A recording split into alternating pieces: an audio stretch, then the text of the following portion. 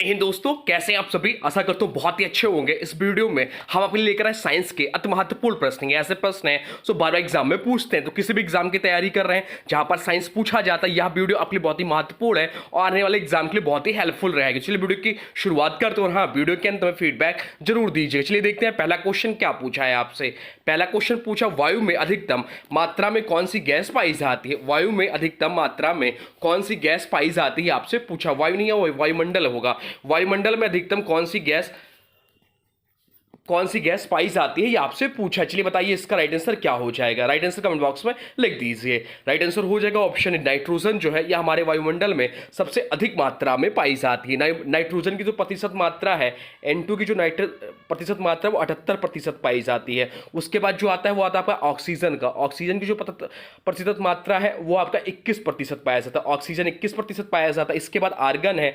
Argon जो पाया जाता है हमारे वायुमंडल में वह पाया जाता है 0.93%। 0.93% आर्गन पाया जाता है। कार्बन डाइऑक्साइड जो 0.4% और हाइड्रोजन जो है बहुत ही कम मात्रा में पाया जाता है। नाइट्रोजन वायुमंडल की सबसे प्रमुख गैस है, लेकिन यह अक्रिय होती है। ऑक्सीजन दूसरी सबसे अधिक गैस है जो श्वसन और दहन के लिए आवश्यक है। अब चलते हैं अगले प्रश्न की ओर, देखते हैं अगला प्रश्न क्या पूछा है आपसे। अगला प्रश्न पूछा है, पृथ्वी की परिक्रमा करने वाले उपग्रह की कक्षा में रहने के लिए आवश्यक वेग को क्या कहते हैं। पृथ्वी की परिक्रमा करने वाले उपग्रह की कक्षा में रहने के लिए आवश्यक वेग को क्या कहा जाता है या क्या कहते हैं, ये आपसे पूछा। चलिए बताइए इसका राइट आंसर क्या हो जाएगा। पृथ्वी की परिक्रमा करने वाले उपग्रहों की कक्षा में बने रहने के लिए जिस न्यूनतम वेग की आवश्यकता होती है उसे कक्षीय वेग कहा जाता है। क्या कहा जाता है? कक्षीय वेग कहा जाता है। राइट आंसर हो जाएगा ऑप्शन बी। कक्षीय वेग वह वेग है जिसमें कोई वस्तु पृथ्वी के चारों ओर स्थायी कक्षा में घूम सकती है और बिना नीचे गिरे। पृथ्वी की सतह के पास यह लगभग 7.9 किलोमीटर प्रति सेकंड होता है। यह वेग गुरुत्वाकर्षण बल और जड़त्वीय बल के संतुलन से संबंधित होता है। जबकि पलायन वेग वह वेग है जिसमें कोई वस्तु पृथ्वी के गुरुत्वाकर्षण क्षेत्र के पूरी तरह बाहर निकल जाती है, लगभग 11.2 किलोमीटर प्रति सेकंड से। अब चलते हैं अगले प्रश्न की ओर, देखते हैं अगला प्रश्न क्या पूछा है आपसे। अगला प्रश्न पूछा, निम्न में से कौन सा एंजाइम प्रोटीन का विखंडन करता है। निम्न में से कौन सा एंजाइम प्रोटीन का विखंडन करता है, यह आपसे पूछा। चलिए बताइए इसका राइट आंसर क्या हो जाएगा। तो प्रोटीन के विखंडन के लिए जिम्मेदार एंजाइम जो है वह ट्रिप्सिन है। ट्रिप्सिन इस प्रश्न का राइट आंसर हो जाएगा। ट्रिप्सिन अग्नाशय से निकलता है या छोटी आंत में सक्रिय होता है। पेप्सिन जो है ऑप्शन में दिया है, तो पेप्सिन जो है प्रोटीन पचाने वाला एंजाइम है जो पेट में काम करता है। अन्य विकल्पों की बात करें तो एमाइलेज जो है या स्टार्च को तोड़ता है। कार्बोहाइड्रेट स्टार्च यानी कार्बोहाइड्रेट को तोड़ता है। ट्रिप्सिन की बात करें तो प्रोटीन को अमीनो अम्ल में तोड़ता है। लाइपेज की बात करें तो वसा यानी कि फैट को तोड़ता है। और माल्टोज की बात करें तो यह डाइसैकेराइड की ग्लूकोज में बदलता है। माल्टोज को ग्लूकोज में बदलता है। अब चलते हैं अगले प्रश्न की ओर, देखते हैं अगला प्रश्न क्या पूछा है आपसे। अगला प्रश्न पूछा, कीटों का अध्ययन क्या कहलाता है। कीटों का अध्ययन क्या कहलाता है, यह आपसे पूछा। चलिए बताइए इसका राइट आंसर क्या हो जाएगा। सभी का आंसर कमेंट बॉक्स में आना चाहिए। बताइए इसका राइट आंसर क्या हो जाएगा। देखते हैं आपकी तैयारी कैसी चल रही है, बताइए। तो राइट आंसर हो जाएगा ऑप्शन सी, एंटोमोलॉजी। एंटोमोलॉजी कहलाती है कीटों का अध्ययन। कीटों के अध्ययन को एंटोमोलॉजी कहा जाता है। अन्य विकल्पों की बात करें तो इकोलॉजी या परिस्थिति में क्या है, तो जीवों और उनके पर्यावरण के बीच के संबंधों का अध्ययन करते हैं। एंथोलॉजी की बात करें तो साहित्यिक रचनाओं का यह संग्रह या एक जीव विज्ञान शब्द नहीं है एंथोलॉजी। और एंटोमोलॉजी अभी हम लोग पढ़े कीटों का वैज्ञानिक अध्ययन करते हैं इसके अंतर्गत। आर्थ्रोपोडोलॉजी की बात करें तो आर्थ्रोपोडोलॉजी जो दिया हुआ है ऑप्शन डी, या आर्थ्रोपोडस यानी कि कीट, मकड़ी, झींगा आदि सभी का समान अध्ययन से संबंधित है। अब चलते हैं अगले प्रश्न की ओर, देखते हैं अगला प्रश्न क्या पूछा है आपसे। अगला प्रश्न पूछा, प्रकाश का वेग किस माध्यम में सबसे कम होता है। प्रकाश का वेग जो होता है वह किस माध्यम में सबसे कम होता है, यह आपसे पूछा है। चलिए बताइए इसका राइट आंसर क्या हो जाएगा। तो इसका जो राइट आंसर हो जाएगा वो हो जाएगा ऑप्शन डी, कांच। इस प्रश्न का राइट आंसर हो जाएगा। प्रकाश का वेग जो है कांच माध्यम में सबसे कम होता है। प्रकाश का वेग विभिन्न माध्यमों में अलग अलग होता है, या सबसे धीमा उस माध्यम में होता है जिसमें अपवर्तनांक अधिक होता है। क्या होता है, तो प्रकाश का वेग जो विभिन्न माध्यमों में अलग अलग होता है और यह सबसे धीमा उस माध्यम में होता है जिसमें अपवर्तनांक अधिक होता है। कांच का अपवर्तनांक सबसे अधिक होता है, इसलिए उसमें प्रकाश सबसे धीमा चलता है। निर्वात में प्रकाश सबसे तेज और कांच में सबसे धीमा होता है। चलिए बताते हैं निर्वात में प्रकाश की चाल क्या होती है। तो निर्वात में प्रकाश की चाल 3 × 10⁸ मीटर प्रति सेकंड होता है। वायु में जो है इसका चाल है वह थोड़ा कम होता है, 2.99 × 10⁸ 8 मीटर प्रति सेकंड होता है और जल में जो इसका चाल है प्रकाश का वो लगभग 2.25 गुणे 10 की घात 8 मीटर प्रति सेकंड या धीमा होता है। कांच में सबसे कम यानी कि लगभग 2 गुणे 10 की घात 8 मीटर प्रति सेकंड यह सबसे धीमा होता है कांच में प्रकाश की चाल। अब चलते हैं अगले प्रश्न की ओर, देखते हैं अगला प्रश्न क्या पूछा है आपसे। अगला प्रश्न पूछा न्यूटन के गति के प्रथम नियम को क्या कहा जाता है। न्यूटन के गति के प्रथम नियम को क्या कहा जाता है ये आपसे पूछा। चलिए बताइए इसका राइट आंसर क्या होना चाहिए, बता दीजिए कमेंट बॉक्स में इसका राइट आंसर क्या होगा। तो न्यूटन के गति के प्रथम नियम को जड़त्व का नियम कहते हैं, जड़त्व का नियम कहते हैं। राइट आंसर हो जाएगा ऑप्शन ए इस प्रश्न का राइट आंसर हो जाएगा, जड़त्व का नियम कहते हैं।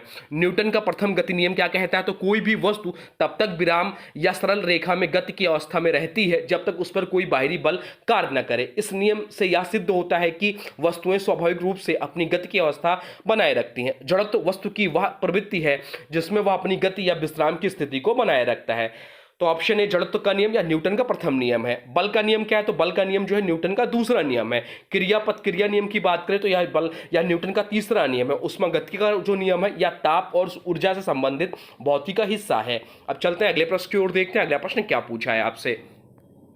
अगला प्रश्न पूछा है आवर्धन यानी कि मैग्निफिकेशन की इकाई क्या है। आवर्धन यानी कि मैग्निफिकेशन की इकाई क्या होती है यह आपसे पूछा है। चलिए बताइए, राइट आंसर कमेंट बॉक्स में लिख दीजिए। तो आवर्धन यानी कि मैग्निफिकेशन एक अनुपात होता है वस्तु की छवि की ऊंचाई और वस्तु के वास्तविक ऊंचाई के बीच, इसका कोई इकाई नहीं होता। राइट आंसर हो जाएगा ऑप्शन सी इस प्रश्न का राइट आंसर हो जाएगा।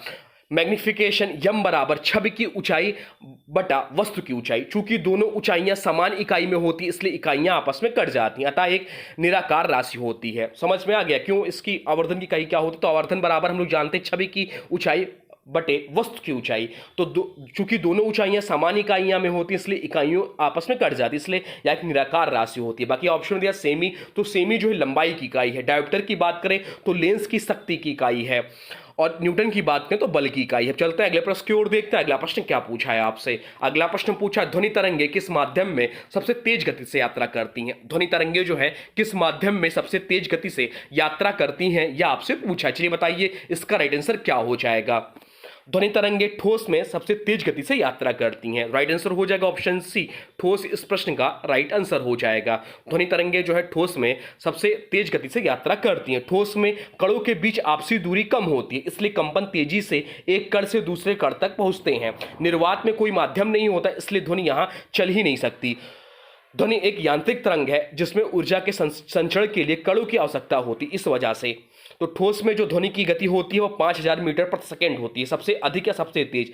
जल में बात करें तो जल में ध्वनि की गति जो होती है 1500 मीटर प्रति सेकंड होती है या थोड़ा मध्यम होती है। वायु में बात करें तो वायु में जो ध्वनि की गति होती है वो 343 मीटर प्रति सेकंड होती है या धीमा होता है। निर्वात में कोई ध्वनि नहीं चलती है, निर्वात में कोई ध्वनि नहीं चलती है। चलते हैं अगले प्रश्न की ओर, देखते हैं अगला प्रश्न क्या पूछा है आपसे। अगला प्रश्न पूछा है ऊंचाई बढ़ने से वायुमंडलीय दाब पर क्या प्रभाव पड़ता है। ऊंचाई बढ़ने से वायुमंडलीय दाब पर क्या प्रभाव पड़ता है यह आपसे पूछा है। चलिए बताइए इसका राइट आंसर क्या हो जाएगा। तो राइट आंसर जो हो जाएगा वो हो जाएगा ऑप्शन बी, घटता है। ऊंचाई बढ़ने से वायुमंडलीय दाब जो है वह घटता है। वायुमंडलीय दाब पृथ्वी के वायुमंडल में मौजूद वायु के भार के कारण होता है। जैसे जैसे हम समुद्र तल से ऊपर की ओर ऊंचाई बढ़ते हैं वायुमंडल की घनता और वायु का भार कम होता जाता है, परिणाम स्वरूप वायु दाब घटता है। उदाहरण के तौर पर समुद्र तल पर वायु दाब सबसे अधिक होता है 1013 लगभग पास्कल।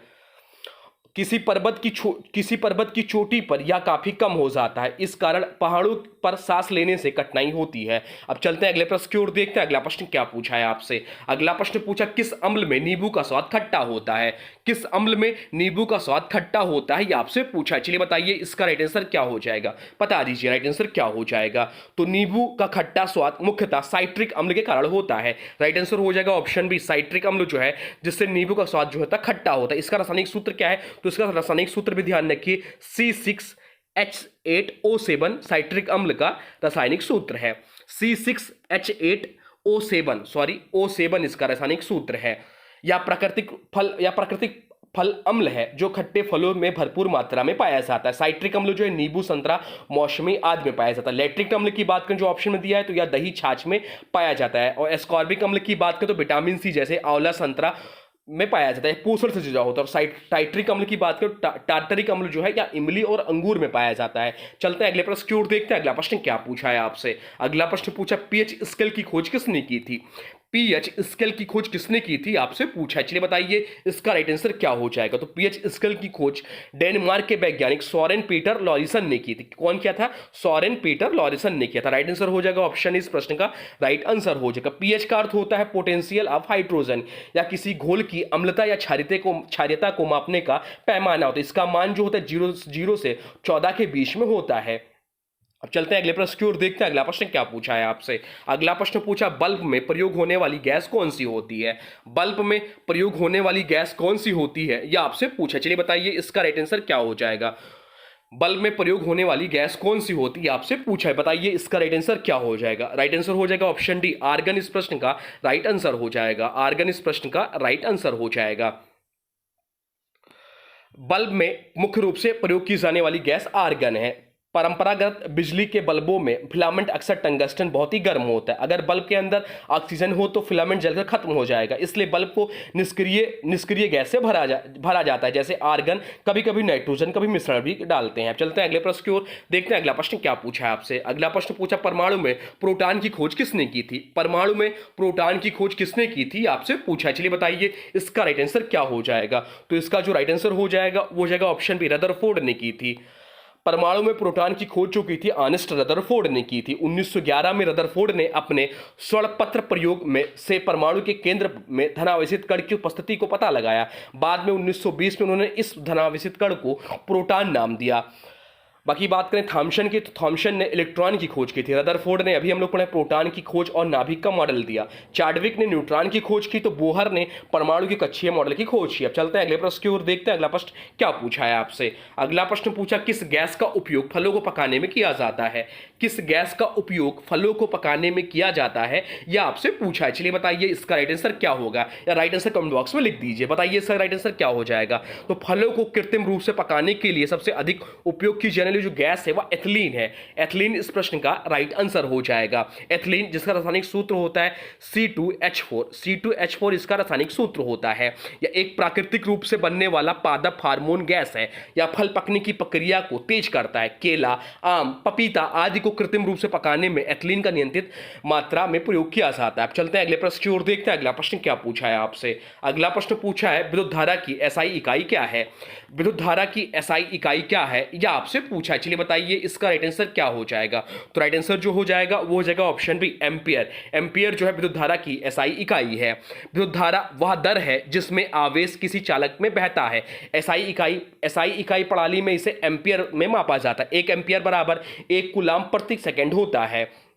अन्य विकल्पों की बात करें तो वोल्ट जो है विद्युत विभव का मात्रक है। एम्पियर जो है विद्युत धारा का मात्रक है। ओम की बात करें तो प्रतिरोध का मात्रक है। वाट जो है शक्ति का मात्रक है। ये सब पॉइंट ध्यान रखिएगा। चलते हैं अगले प्रश्न की ओर, देखते हैं अगला प्रश्न क्या पूछा है आपसे। अगला प्रश्न पूछा है न्यूटन का तीसरा नियम क्या है। अभी हम लोग ऊपर पढ़े भी हैं। न्यूटन का तीसरा नियम क्या है यह आपसे पूछा है। चलिए बताइए न्यूटन का तीसरा नियम क्या है। तो न्यूटन का तीसरा नियम जो है वह कहता है प्रत्येक क्रिया के बराबर और विपरीत प्रतिक्रिया होती है। तो इसका राइट आंसर हो जाएगा ऑप्शन, इस प्रश्न का राइट आंसर हो जाएगा। न्यूटन का तीसरा नियम कहता है प्रत्येक क्रिया के बराबर और विपरीत प्रतिक्रिया होती है। For every action there is an equal and opposite reaction.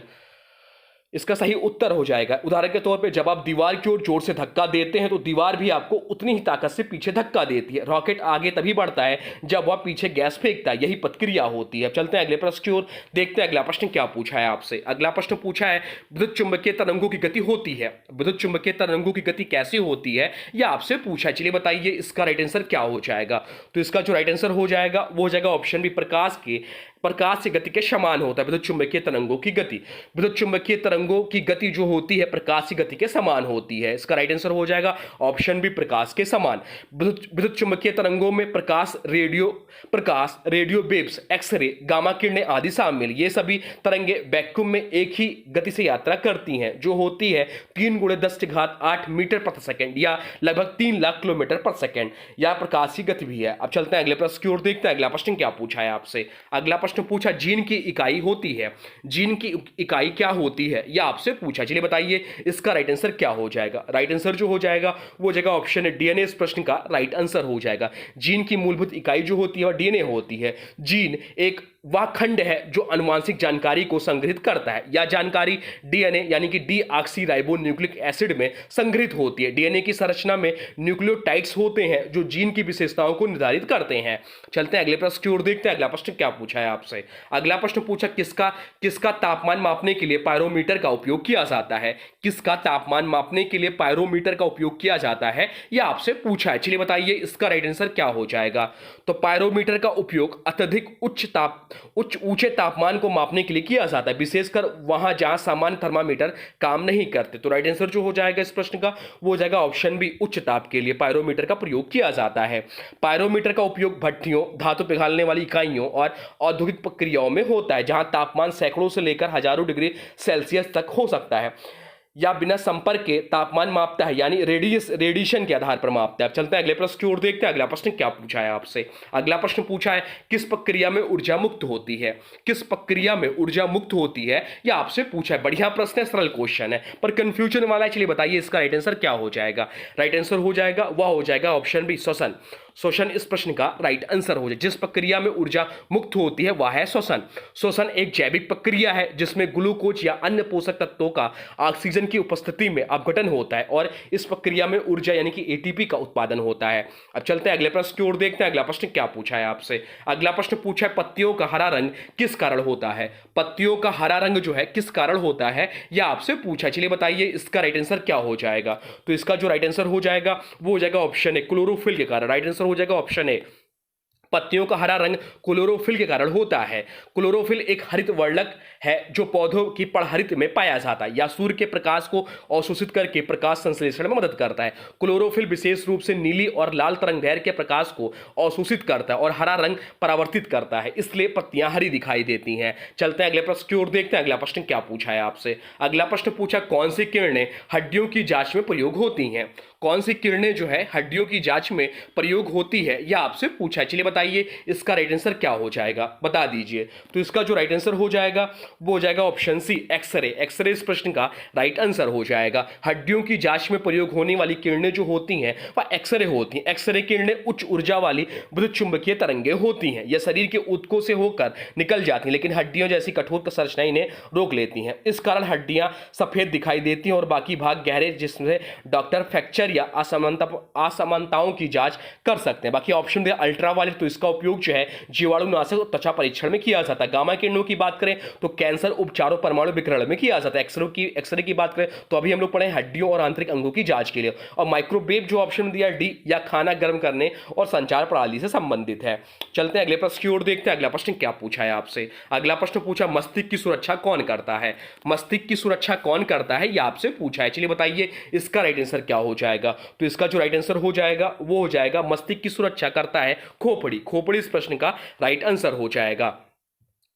खोपड़ी एक मजबूत, कठोर और अस्थियों से बनी संरचना है जो मस्तिष्क को बाहरी चोटों, दबाव और झटकों से सुरक्षित रखती है। इसके अंदर 3 परतों वाली झिल्ली और सेरेब्रोस्पाइन द्रव्य है, CSF द्रव्य भी मौजूद होता है जो अतिरिक्त सुरक्षा प्रदान करते हैं। चलते हैं अगले प्रश्न की ओर, देखते हैं अगला प्रश्न क्या पूछा है आपसे। अगला प्रश्न पूछा रेडियोधर्मी तत्व की इकाई क्या है।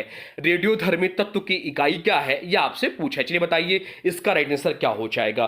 तो राइट आंसर जो हो जाएगा वो हो जाएगा ऑप्शन सी, क्योरी। क्योरी इस प्रश्न का राइट आंसर हो जाएगा। रेडियोधर्मी तत्व की सक्रियता या सक्रियता या रेडियोधर्मी तत्वों की सक्रियता को मापने की इकाई जो होती है क्यूरी होती है। क्यूरी एक मापन इकाई है जो यह दर्शाती है कि किसी रेडियोधर्मी पदार्थ में प्रति सेकंड कितने विघटन क्रियाएं हो रही हैं। यह इकाई मैडम क्यूरी और पियरे क्यूरी के नाम पर रखी गई है। बाकी अन्य ऑप्शन दिया एम्पियर, तो एम्पियर जो है या विद्युत धारा मापने के लिए प्रयोग किया जाता है। क्यूरी की बात करें तो रेडियोधर्मिता के लिए प्रयोग किया जाता है। हर्ट्ज की बात करें तो आवृत्ति के लिए प्रयोग किया जाता है। वाट जो है शक्ति का इकाई है।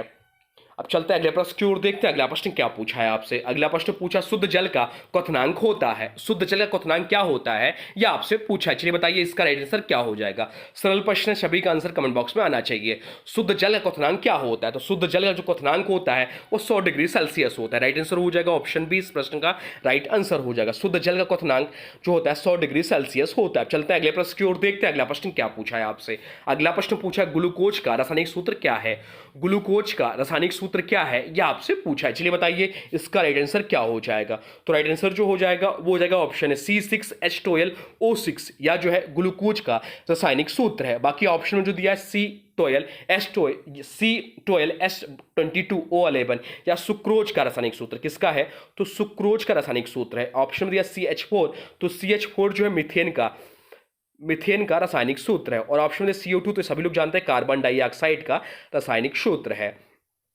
कार्बन डाइऑक्साइड का रासायनिक सूत्र है। बाकी बात करें ग्लूकोज, तो ग्लूकोज एक मोनोसैकेराइड जो सरल शर्करा के रूप में जाना जाता है। इसका उपयोग जीवों में ऊर्जा के स्रोत में होता है, या प्रकाश संश्लेषण के दौरान पौधों में बनता है और श्वसन की प्रक्रिया में ऊर्जा देता है। चलते हैं अगले प्रश्न की ओर, देखते हैं अगला प्रश्न क्या पूछा है आपसे। अगला प्रश्न पूछा है पानी की कठोरता किसमें होती है, पानी का कठोरता किससे होती है यह आपसे पूछे। चलिए बताइए इसका राइट आंसर क्या हो जाएगा। तो राइट आंसर जो हो जाएगा वो हो जाएगा ऑप्शन बी, कैल्शियम और मैग्नीशियम जिसमें होता है वह पानी जो होता है कठोर होता है। कठोर पानी की कठोरता मुख्यतः कैल्शियम और मैग्नीशियम आयनों की उपस्थिति के कारण होता है।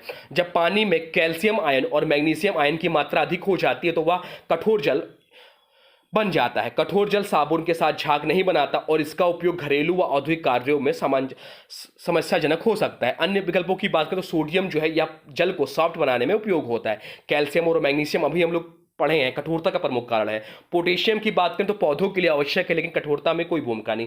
क्लोरीन की बात करें तो इंपॉर्टेंट है, जल शुद्धिकरण में उपयोग होता है, कठोरता से संबंधित नहीं है। अब चलते हैं अगले प्रश्न की ओर, देखते हैं अगला प्रश्न क्या पूछा है आपसे। अगला प्रश्न पूछा तरल अवस्था से गैसीय अवस्था में रूपांतरण को क्या कहा जाता है, तरल अवस्था से गैसीय अवस्था में रूपांतरण को क्या कहा जाता है यह आपसे पूछा। चलिए बताइए इसका राइट आंसर क्या हो जाएगा।